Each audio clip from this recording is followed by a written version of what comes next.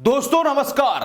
दिल्ली विधानसभा चुनाव को लेकर राजधानी दिल्ली में चुनावी मंच सज चुका है, लेकिन इस बार विधानसभा चुनाव में लगता है बीजेपी पूरी तरीके से बैकफुट पर आ गई है और अरविंद केजरीवाल एज लेते हुए दिखाई दे रहे हैं। जी हां, ऐसा मैं क्यों कह रहा हूं इस वीडियो में समझाऊंगा, क्योंकि बीते दिनों बीजेपी ने अपना संकल्प पत्र जारी किया और संकल्प पत्र में बीजेपी ने पूरी तरीके से अरविंद केजरीवाल की योजनाओं और फ्री वीज का कॉपी कर दिया है। जी हां, जो बीजेपी हमेशा फ्री वीज का विरोध करती थी, आज उसी फ्री वीज पर दिल्ली विधानसभा चुनाव लड़ने की तैयारी कर रही है। क्या दिल्ली विधानसभा चुनाव में बीजेपी पहले ही हार मान गई है?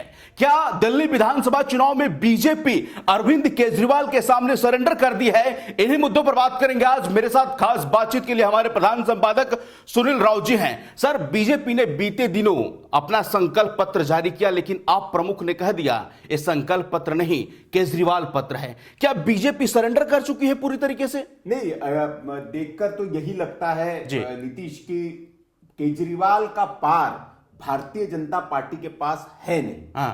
वो कांग्रेस को जिस आक्रामक मोड़ में घेरती है या बाकी दलों के खिलाफ जिस तरह की रणनीति बनाती है, केजरीवाल की रणनीतियों के आगे कहीं ना कहीं सरेंडर नजर आती है। देखिए, केजरीवाल भारतीय जनता पार्टी के पिच पर आकर खेल रहे हैं और भारतीय जनता पार्टी को अपनी पिच पर आकर खेलने के लिए मजबूर कर रहे हैं। जी। मतलब ये खेल का नियम आप देखिए कि अभी तक भारतीय जनता पार्टी की जो स्ट्रेटेजी है, वो स्ट्रेटेजी केजरीवाल भारतीय जनता पार्टी पर भारी पड़ती दिख रही है। जिस योजनाओं के लिए शायद चाहे प्रधानमंत्री नरेंद्र मोदी हो या पूरी बीजेपी हो, कहते थे कि फ्री बीज है, दिल्ली को बर्बाद कर देंगे, आप इतना फ्री का फ्री दे देंगे।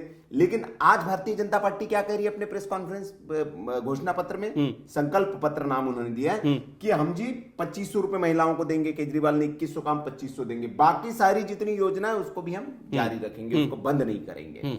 तो आप इसका मतलब आपने स्टैंप लगा दिया कि केजरीवाल सही कर रहे थे आज तक। भाई, आपने अगर उनको रिपीट करने की बात कही, केजरीवाल यही कह रहे हैं। केजरीवाल ने कल प्रेस कॉन्फ्रेंस करके कहा कि पीएम मोदी पूरे समय तथाकथित रेवड़ियों के लिए आप पर हमला करते रहे, लेकिन आज उन्होंने वही वादा किया। पीएम मोदी को मुझसे और पूरे देश से माफी मांगनी चाहिए और स्वीकार करना चाहिए कि रेवड़ियां जरूरी है। और आगे उन्होंने ये भी कहा कि मोदी को सामने आना चाहिए और घोषणा करनी चाहिए कि बस यात्रा मुफ्त करने जैसी घोषणाएं मैंने की थी। तो ये और एक बात और उन्होंने बोली कि केजरीवाल, उन्होंने कहा कि बीजेपी को सब करना है जो केजरीवाल कर रहे हैं, तो फिर बीजेपी से क्यों करवाएं? बीजेपी के पास दिल्ली के लिए कोई विजन नहीं है। इससे ज्यादा शर्मनाक कुछ नहीं है कि ये चुनाव मेरी नकल करके लड़ना चाहते हैं। ये चौंकाने वाली बात है कि दिल्ली की सुरक्षा की योजना के बारे में एक भी वाक्य नहीं कहा गया है। दिल्ली में क्राइम का ग्राफ बढ़ा है, दिन दहाड़े व्यापारियों को धमकाया जा रहा है। इन सब बातों पर एक शब्द भी नहीं लिखा गया है, केजरीवाल कह रहे हैं। जाहिर सी बात है, आपने अपना घोषणा पत्र जारी करके वॉकओवर दे दिया है। अब केजरीवाल उसको बुनाते फिरेंगे कि लो जी, जो मैं कर रहा हूं वही करना है, तो मेरे से ही करवाओ भाई, मैं तो कर ही रहा हूं। तो सवाल यह है कि क्या बीजेपी दिल्ली प्रमुख वीरेंद्र सचदेवा के पास कोई नैरेटिव नहीं है? सर, कोई अपना विजन नहीं है, कॉपी पेस्ट कर रहे हैं आम आदमी पार्टी का? नहीं, यही सवाल है कि ये जो मुखिया बनाया है जिनको भारतीय जनता पार्टी का, देखिए नरेंद्र मोदी के नाम पर जो लोकसभा का चुनाव लड़ा गया, सातों की सातों सीट जीत गई बीजेपी। अब विधानसभा का चुनाव मोदी के नाम पे नहीं लड़ा जा सकता ना, आपके पास चेहरा होना चाहिए। और जिम्मेदारी अभी किसकी है? वीरेंद्र सचदेवा को दिल्ली प्रदेश का अध्यक्ष बनाया गया बीजेपी का, तो सारी जिम्मेदारी इनकी है, सारा दारोमदार इनका है। आपने क्या किया दिल्ली में ऐसा, और क्या दिल्ली के लोगों को आप रिझा पा रहे हैं, ये कुछ समझ ही नहीं आ रहा है। ये प्रेस कॉन्फ्रेंस करते हैं, प्रेस कॉन्फ्रेंस से चुनाव थोड़ी जीता जाता है। जमीन पर आपकी क्या है, आप केजरीवाल के नैरेटिव का काट आपके पास कैसे है, कैसे आप जनता को समझाएंगे, ये बड़ा, और इसमें ये फेल होते हुए दिख रहे हैं। ये निश्चित तौर पर वीरेंद्र सचदेवा जो है वो एक, और आप देखिए चुनाव के बाद फिर वही होगा जैसे बाकी का, इनका भी इस्तीफा ले लिया जाएगा और बोलेगी ठीक है जी, हार की जिम्मेदारी हो गई आपकी।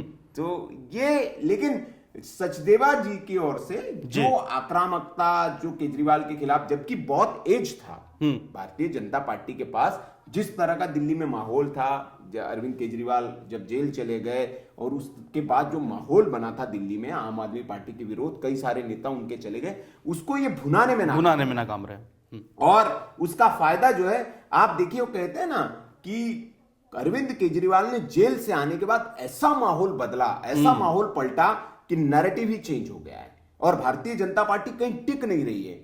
ऐसे ऐसे पत्ते केजरीवाल फेंक रहे हैं लगातार। अब स्टूडेंट्स के लिए नया ऐलान कर दिया उन्होंने। कोई वर्ग ऐसा नहीं है जिसको वो छोड़ रहे हैं। महिलाओं के लिए है, स्टूडेंट्स के लिए, पुजारी पंडितों के लिए।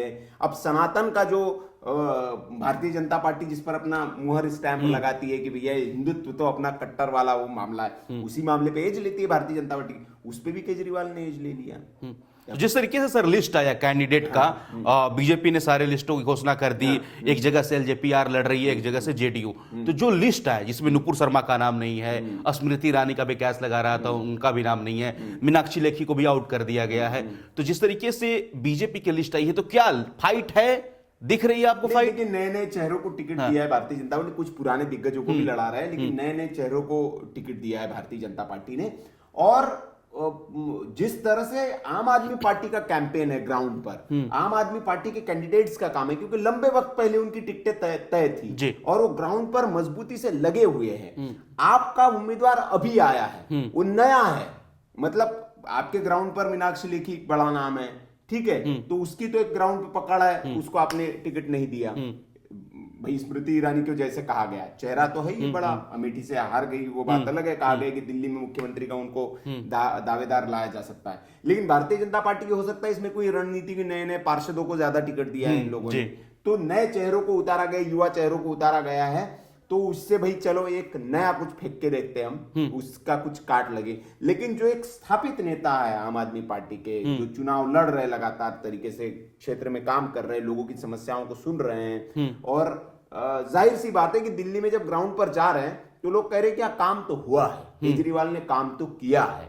कह रहे बिजली फ्री तो मिल ही रही है, पानी फ्री मिल ही रहा है, महिलाएं कह रही है कि यार बस में हमको पैसा नहीं लगता है दफ्तर जाने के लिए या कहीं पे भी हम जाते हैं। तो केजरीवाल की योजनाओं का जो हितग्राही वर्ग है वो बहुत बड़ा वर्ग बन गया है दिल्ली में, और उसकी काट भारतीय जनता पार्टी के पास नहीं है। भारतीय जनता पार्टी की जो सबसे बड़ी कमजोरी है दिल्ली में नीतीश, वो है नेता विहीन भारतीय जनता पार्टी। दिल्ली में बीजेपी के पास कोई चेहरा नहीं है, मुद्दा विहीन भी कह सकते हैं सर। बिल्कुल, नेता नहीं है, मुद्दा नहीं है। जैसे जो भारतीय जनता पार्टी कांग्रेस के लिए बाकी जगह आरोप लगाती है, सेम हालत दिल्ली में बीजेपी की है।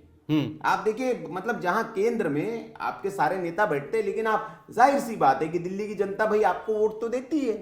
भाई लोकसभा चुनाव में 3 लोकसभा चुनाव लगातार हो गए, आपकी झोली पूरी भर भर के दे रही है। यही सवाल है कि आप 100% स्ट्राइक रेट के साथ लोकसभा में तो जीत जाते हैं, आखिर क्या वजह है कि आप विधानसभा में हार रहे हैं? लगातार 20-25 सालों से आप सूखा पड़ा हुआ है बीजेपी का। वजह स्थानीय नेता है। स्थानीय नेताओं के कंधे पे जिम्मेदारी होती है। अब मोदी जी थोड़ी चुनाव जिताएंगे, अब इनकी जिम्मेदारी दी गई है, तो ये भाई जब से अध्यक्ष है क्या किया इन्होंने, क्या जमीन तैयार की भारतीय जनता पार्टी की? भाई सिर्फ बीजेपी का अध्यक्ष बनने से काम थोड़ी हो जाता है। तो क्या केजरीवाल के सामने बीजेपी दिल्ली हथियार डाल दी?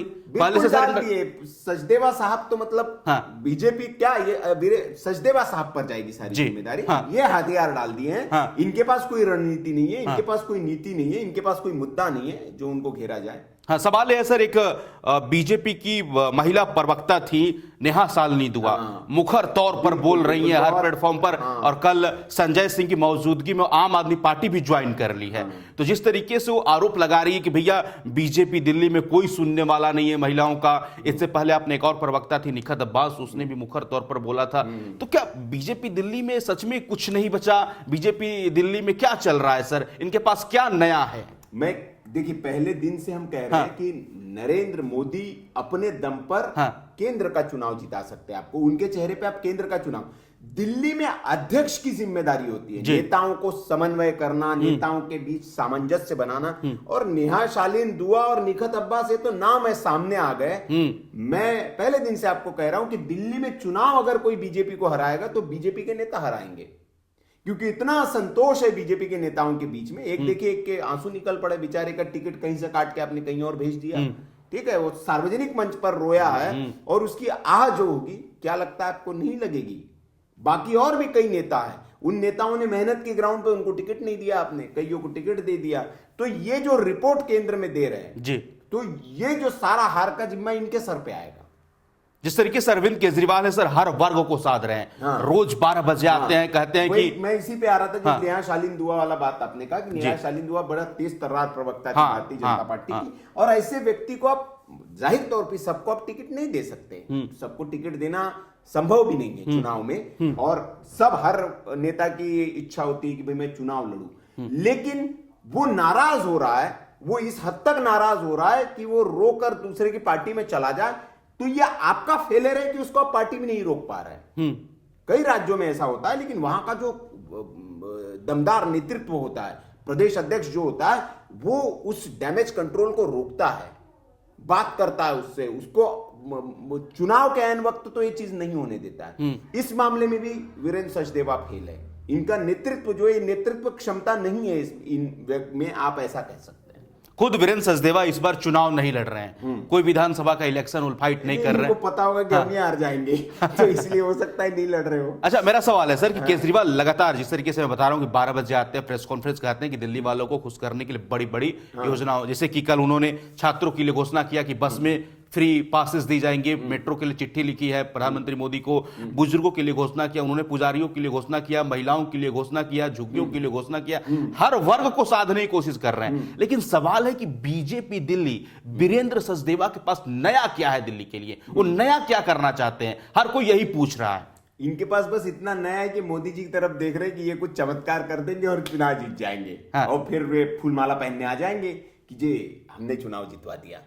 तो ये, क्योंकि क्या होता है कि देखिए, मैं मतलब बहुत कटु आलोचना हो जाएगी और होनी भी चाहिए, क्योंकि एक ऐसी पार्टी जिसको ये जाना जाता है, जिस पार्टी को रणनीति के लिए जाना जाता है, नीति के लिए जाना जाता है, जिस पार्टी को उसके काम के लिए जाना जाता है, उस पार्टी में एक ऐसा नेता जो एक नेता के सामने सरेंडर हो जाए, इसलिए ज्यादा आलोचना के पात्र है। कांग्रेस का कोई अध्यक्ष हो तो उसकी भाई आलोचना ही क्या करे, तो भाई ठीक है, नेतृत्व ही आपका ठीक नहीं है, तो आप ऐसे कह सकते हैं, लेकिन इनका तो नेतृत्व बहुत शानदार है भाई, आपके फेलियर है ना।